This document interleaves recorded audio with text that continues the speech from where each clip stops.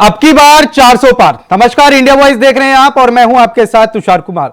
तो दिल्ली में बीजेपी का 2 दिवसीय राष्ट्रीय अधिवेशन जारी है। इस दौरान 2024 में महारण को लेकर मंथन किया जा रहा है। पहले दिन कार्यक्रम को बीजेपी के राष्ट्रीय अध्यक्ष जेपी नड्डा ने संबोधित किया। वहीं अब रविवार को समाधान कार्यक्रम में प्रधानमंत्री नरेंद्र मोदी संबोधित करेंगे और कार्यकर्ताओं को गुरु मंत्र देंगे। कार्यक्रम के लिए दिल्ली पहुंचे बीजेपी के दिग्गजों नेताओं से खास बातचीत की हमारे संवाददाता सादिक खान ने। आइए सुनते हैं उन्होंने क्या कुछ कहा। सांसद रवि किशन अधिवेशन में पहुंचे हैं। सर, आज अधिवेशन में पहुंचे हैं, क्या रहा पूरा? सर, कैसा रहा अधिवेशन का आज का पहला सत्र? ऐतिहासिक है, पूरा ऊर्जा से भरा हुआ है। 400 पार का जो नारा है वो पूरे धरातल पे दिखाई दे रहा है। विकास के साथ, राम राज्य के साथ, यशस्वी प्रधानमंत्री मोदी जी के साथ पूरा देश और 19 करोड़ कार्यकर्ता अपनी पूरी जान लगा देंगे। प्रधानमंत्री जी के एक एक शब्दों को सत्य करने के लिए कोई कसर नहीं छोड़ेंगे। कांग्रेस न्याय यात्रा निकाल रही है, राहुल गांधी आज बनारस पहुंचे। नहीं, वो देश देखना चाह रहे हो। देश उन्होंने विदेश को देखा है, उनको इटली की सड़कें याद हैं। वो अभी अपने भारत को जानने के लिए निकले हैं। उत्तर प्रदेश के एक नेता हैं स्वामी प्रसाद मौर्य, उन्होंने इस्तीफा दिया है। किस तरह से देखते हैं उनका इस्तीफा? देखिए, जो सनातनों को, भगवानों को अपशब्द बोलने वाले लोग, ये सब लोग बुद्धिहीन हैं। इन लोगों के बारे में क्या बात करें। तो ये थे रवि किशन, जिनका साफ तौर पर कहना है कि जो सनातन का अपमान करते हैं, स्वामी प्रसाद मौर्य पर बोलते हुए साफ तौर पर उन्होंने कहा कि जो सनातन का अपमान करते हैं उन्हें कभी भगवान भी माफ़ नहीं करेगा। वीडियो जर्नलिस्ट आशु के साथ Sadiq Khan, India voice, Delhi. BJP सांसद हंसराज हंस अधिवेशन में पहुंच चुके हैं। हंसराज जी, किस तरह से देखते हैं आज अधिवेशन? अधिवेशन में डिस्कस होगा।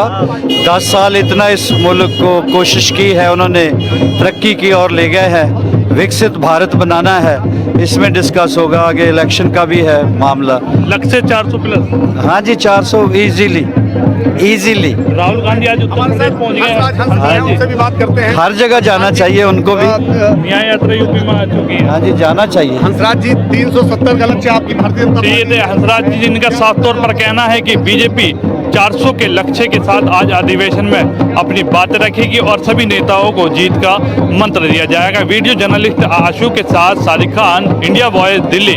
2 दिवसीय राष्ट्रीय अधिवेशन में केंद्रीय मंत्री एसपी सिंह बघेल पहुंचे हैं, जिनसे हम बातचीत करेंगे। सर, आज अधिवेशन में पहुंचे, क्या कहेंगे सर?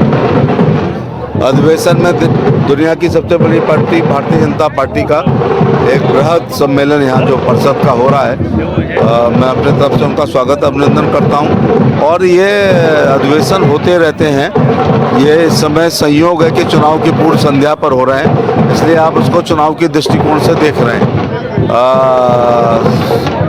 कार्यकर्ताओं सजग रहें, एक्टिव रहें, पार्टी के रीति नीति सिद्धांत कार्यक्रम जान पाएं और उसको नीचे बूथ स्तर तक ले जा पाएं, इसलिए यह प्रक्रिया होती है। राहुल गांधी न्याय यात्रा उत्तर प्रदेश पहुंच गई, बनारस पहुंच गई, क्या कहें? स्वागत है। गुरुजी ने बहुत पहले कहा था कि ये कांग्रेसी सूट के ऊपर जनेऊ एक दिन पहनेंगे। वैसे सनातन धर्म का विरोध उनके यूपीए के लोग करते हैं, इंडिया के लोग करते हैं, आए दिन सनातन पर प्रतिकूल टिप्पणी करते हैं। राहुल गांधी कभी स्वामी प्रसाद मौर्य या स्टालिन के बेटे का खंडन नहीं करते हैं। आरजेडी के जो मंत्री थे, शिक्षा मंत्री, उनके बयान जो धर्म के खिलाफ, आध्यात्म के खिलाफ, राम के खिलाफ आते हैं, उस पर टिप्पणी नहीं करते हैं। और स्वयं इस प्रकार से चुनाव में उन्हें भगवान याद आते हैं। बघेल जी, भगवान उन पर खुश होता है, रहते हैं जो हर समय ईश्वर को अपने याद मेमोरी में रखते हैं। बघेल जी, जितना स्वामी प्रसाद मौर्य का इस्तीफा हुआ, किस तरह से आप देखते हैं इस इस्तीफे? उस पार्टी की अपना वो है, लेकिन जिस प्रकार से वो आए दिन समाज को तोड़ने वाले बयान देते हैं, तो स्वाभाविक बात है कि शायद पार्टी ने सोचा हो उनको पार्टी का डायरेक्शन। यूपी में राज्यसभा का 8वां प्रत्याशी उतारा है, किस तरह से रणनीति जिताने की? रणनीतिकार इस बात को रणनीति बना रहे होंगे, कुछ सोच के ही 8वां, 7 तो हमारे पक्के हैं और 8वां प्रत्याशी है वो।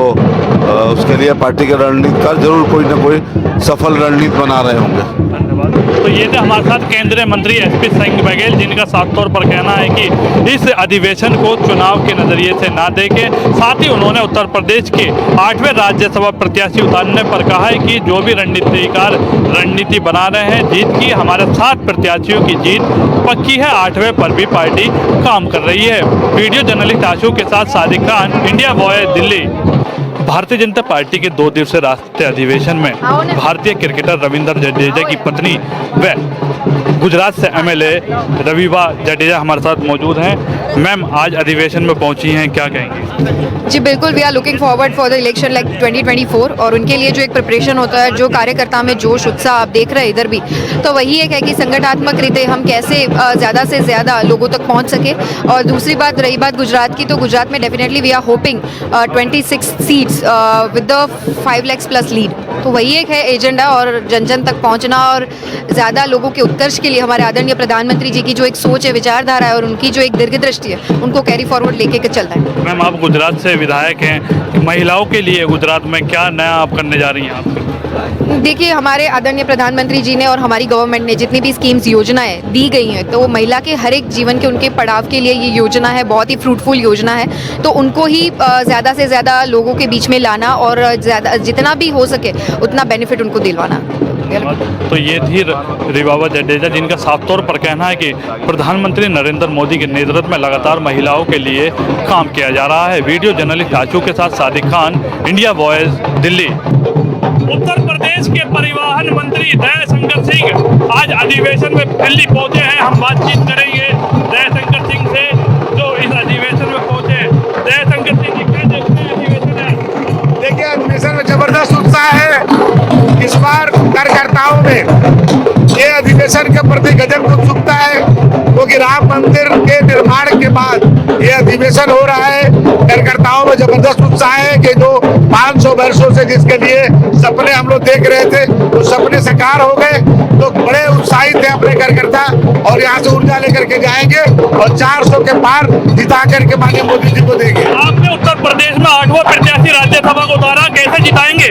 80 की 80 सीटें उत्तर प्रदेश जीतेंगे, 80 की 80 सीटें। राहुल गांधी बनारस पहुंचे। राहुल गांधी खुद उत्तर प्रदेश छोड़ के भाग चुके हैं। राहुल गांधी उत्तर प्रदेश छोड़ के भाग चुके हैं, उनकी माता जी उत्तर प्रदेश छोड़ के भाग चुके हैं। ये तो उत्तर प्रदेश के परिवहन मंत्री दयाशंकर सिंह, जिन्होंने बड़ी ही बेबाकी से हमसे बातचीत की है। वीडियो जर्नलिस्ट आशू के साथ सादिक खान, इंडिया वॉइस, दिल्ली।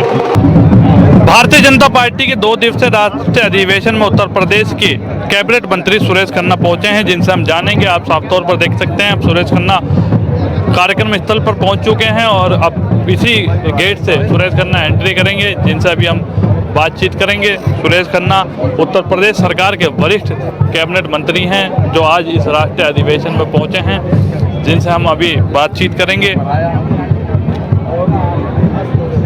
आज 2 दिवसीय राष्ट्रीय अधिवेशन है, जिसमें पार्टी के सभी वरिष्ठ नेता पहुंच रहे हैं। इसी कड़ी में लगातार उत्तर प्रदेश से भी बड़े नेताओं का पहुंचने का सिलसिला यहां जारी है।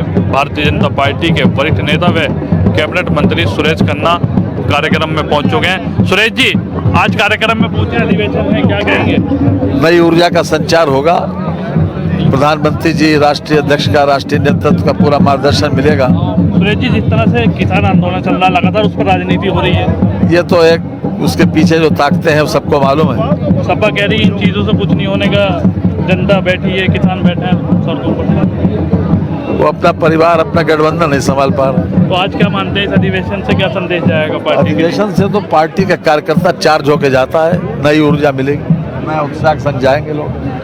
सुरेश खन्ना का साफ तौर पर कहना है कि इस अधिवेशन से नई ऊर्जा के साथ कार्यकर्ता जाएंगे। वीडियो जर्नलिस्ट आशू के साथ Sadiq Khan, India voice, Delhi.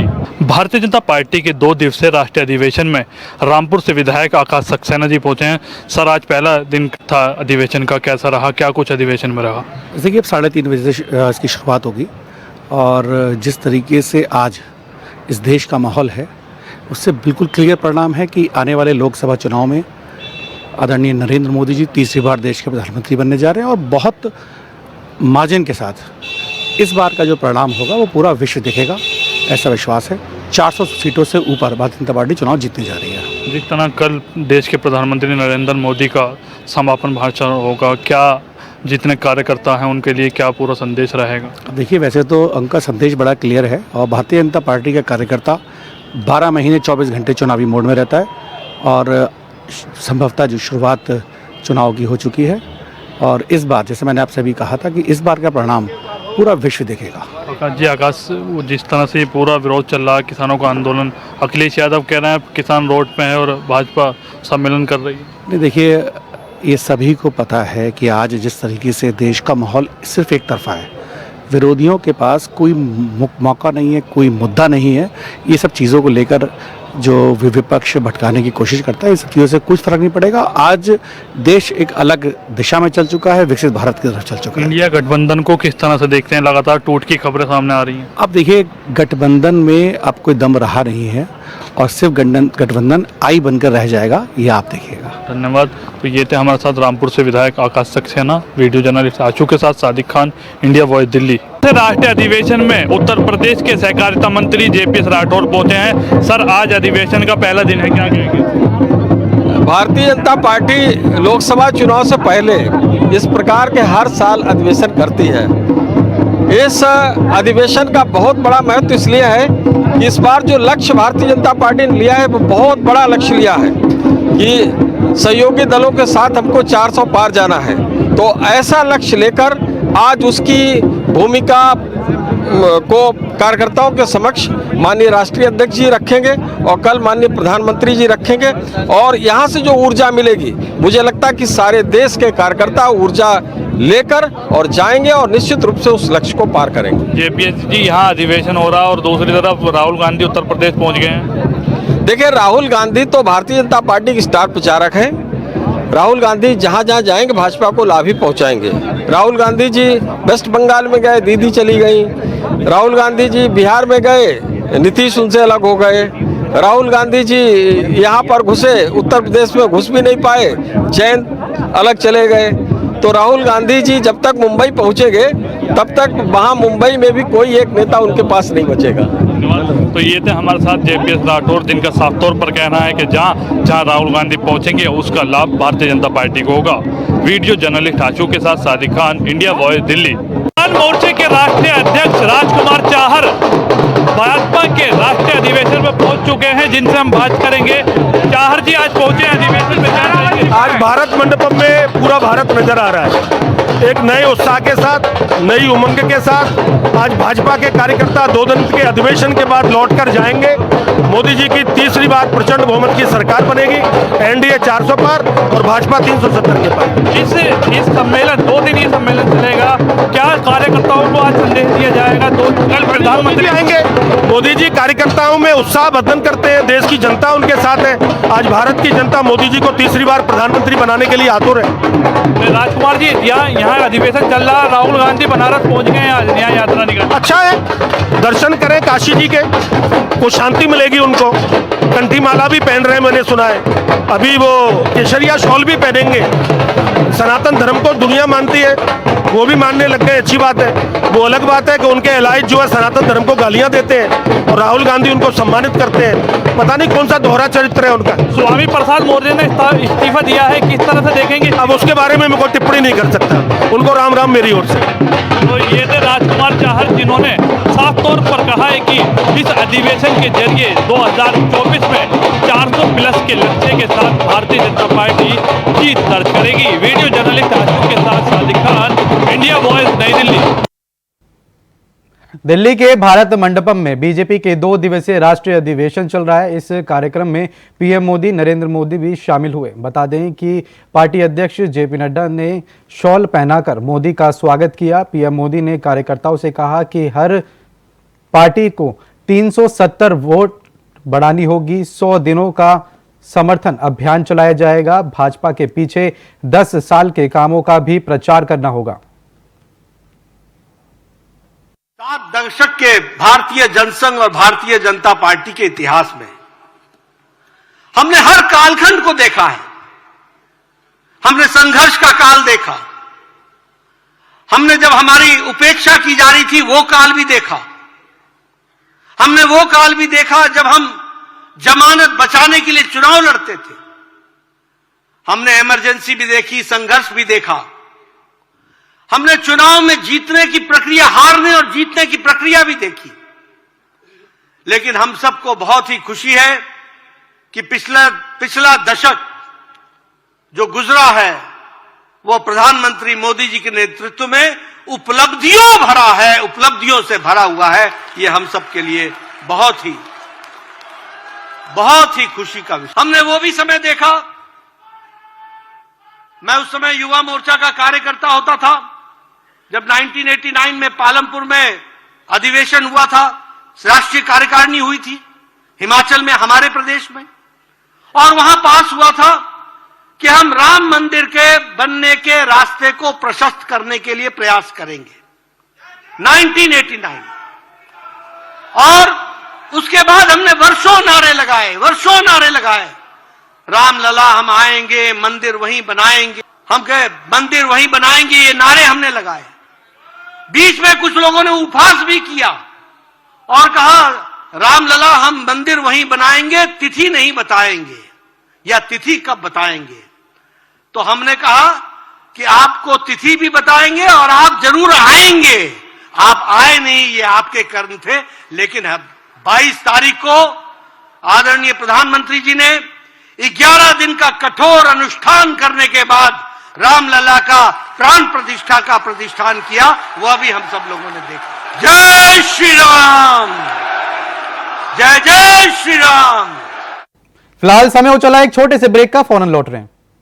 Break के बाद एक बार फिर से स्वागत है आपका। राहुल गांधी ने भारत जोड़ो न्याय यात्रा को बीच में ही छोड़कर अचानक बयान रवाना हो गए। उन्होंने भदोड़ी की यात्रा को रद्द कर दिया। बता दें कि कांग्रेस के राष्ट्रीय सचिव राजेश तिवारी ने शनिवार को रजपुरा चौराहे पर होने वाली जनसभा को मंच से यह जानकारी दी। कांग्रेस के राष्ट्रीय अध्यक्ष राष्ट्रीय सचिव राजेश तिवारी ने बताया कि शनिवार शाम करीबन 4 बजे उन्होंने यात्रा रद्द होने की जानकारी मिली थी।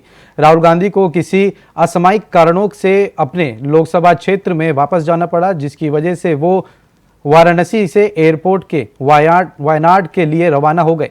आपको बता दें कि इससे पहले वाराणसी पहुंचे राहुल गांधी के अनोखे अंदाज की चर्चाएं शहर के साथ साथ पूरे देश में की जा रही थी। शनिवार सुबह समर्थकों के भारी हुजूम के साथ राहुल गांधी की ये यात्रा गोलगड्डा से शुरू होकर मैदानी चौराहे पहुंची। इस दौरान सड़क के दोनों तरफ भारी संख्या में लोगों ने राहुल गांधी का जोरदार स्वागत किया। इसके बाद राहुल गांधी सीधे काशी विश्वनाथ मंदिर की तरफ पहुंचे, जहां उन्होंने भगवान काशी विश्वनाथ मंदिर के में दर्शन कर पूजा अर्चना की। जिसके बाद राहुल गांधी ने अपना काफिला रोककर पूर्व में बनारसी मलाइयों का भी आनंद लिया। 1 साल हुए मैं भारत जोड़ो यात्रा पे कन्याकुमारी से कश्मीर तक पैदल गया। 4000 किलोमीटर हम चले, हजारों लोगों से मिला, और आपने देखा होगा कि लाखों लोग उस यात्रा पे चले। यात्रा में कोई गिरता था, धक्का लगता था, जैसे अभी लग रहा है, कोई गिरता था, एकदम भीड़ उसको उठा लेती थी, भीड़ उसकी रक्षा करती थी। किसान आए, मजदूर आए, व्यापारी, छोटे व्यापारी आए, बेरोजगार युवा आए, उन्होंने अपनी बात रखी। उनके दिल में जो दर्द था,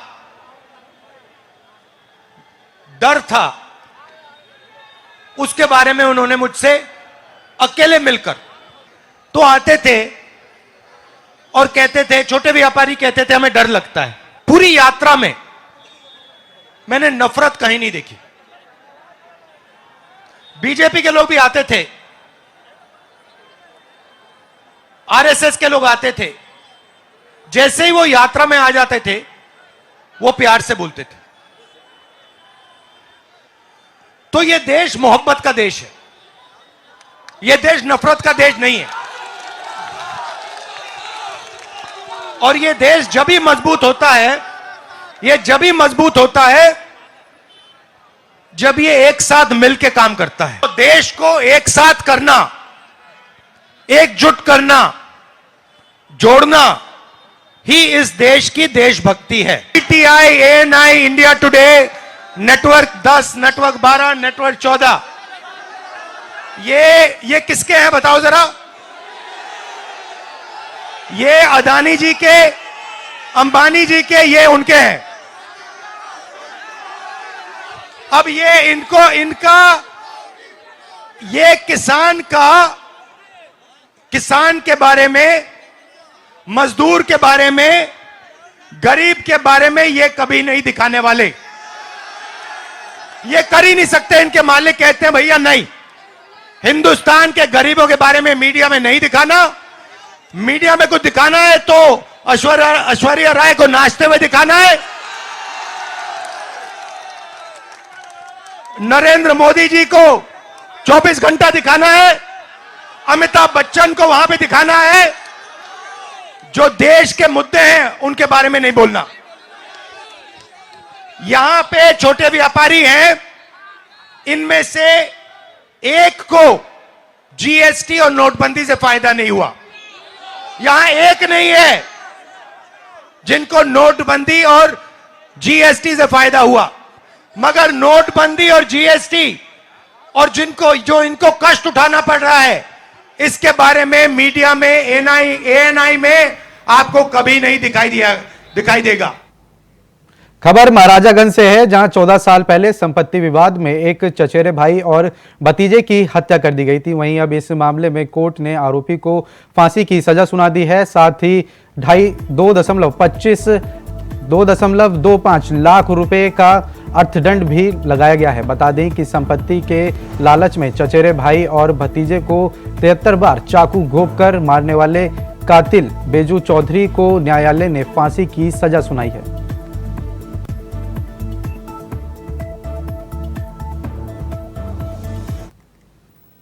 पुलिस महानिदेशक उत्तर प्रदेश महोदय के निर्देशन में चलाए जा रहे अभियान ऑपरेशन कन्विक्शन के तहत आज एक अभियुक्त बैजू उर्फ बैजनाथ को 2014 में घटित घटना डबल मर्डर के प्रकरण में माननीय न्यायालय के द्वारा फांसी की सजा सुनाई गई है।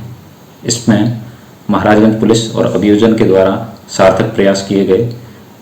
इस टीम को मेरी ओर से उचित इनाम और प्रशस्ति पत्र जारी किया जा रहा है।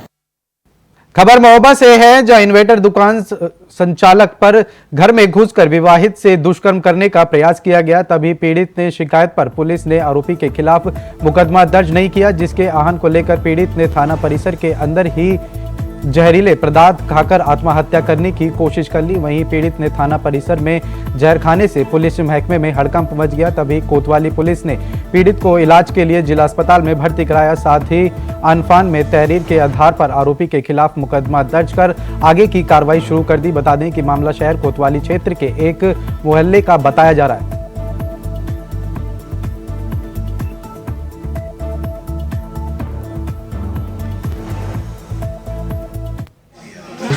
भूजल चौक कस्बा महोबा की एक महिला थाना कोतवाली महोबा पे अपनी शिकायती प्रार्थना पत्र लेकर गई थी, जिसकी तबीयत पहले से ही खराब थी। थाने में उसकी तबीयत ज़्यादा खराब प्रतीत होने पर तत्काल उस इलाज हेतु जिला चिकित्सालय एडमिट कराया गया, जहां इलाज के उपरांत उसकी स्थिति ठीक है।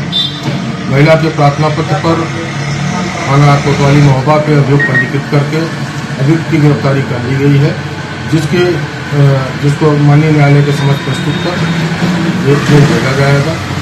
साथ ही महिला द्वारा थाने के अंदर कोई वस्तु का सेवन किए जाने का कोई प्रमाण अभी तक नहीं मिला है, फिर भी पूरे प्रकरण की जांच की जा रही है। जांचोपरांत आवश्यक कार्रवाई की जाएगी। खबर शाहजहांपुर से है, जहां अज्ञात हमलावरों ने एक युवक को गोली मारकर उसकी हत्या कर दी, जिसका इलाज के लिए पूरे इलाके में सनसनी फैल गई। बता दें कि सूचना मिलते ही मौके पर पहुंचे एसएसपी अशोक कुमार मीणा ने थाना पुलिस को हत्यारोपी की तलाश के साथ सख्त कार्रवाई करने के आदेश दिए और शव को कब्जे में लेकर पोस्टमार्टम के लिए भेज दिया।